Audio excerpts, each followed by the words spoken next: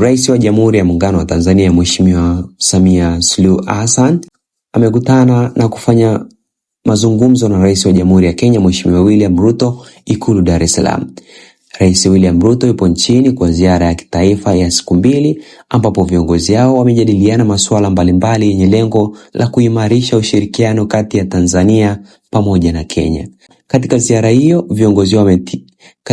hiyo viongozi hao wameshuhudia utiaji saini wa jumla ya mikataba 8 zikiwemo sekta ya kilimo, gesi, reli, ulinzi na usalama, usafiri wa majini, usalama wa bidhaa mbalimbali pamoja na utumishi wa umma. Wameangazia biashara kati ya Tanzania na Kenya na lengo kubwa ni kuimarisha na kukuza biashara kati ya nchi hizo mbili, ambapo mwaka 2025 iliweza kufikia thamani ya shilingi trilioni 1.7 na pia vile inalenga kukuza uwekezaji, na Dr. Samia Suluhu Hassan ameeleza mamlaka husika kuhakikisha kuwa ifikapo Mei 31, 2026 vikwazo vyote viwe vimefanyiwa kazi.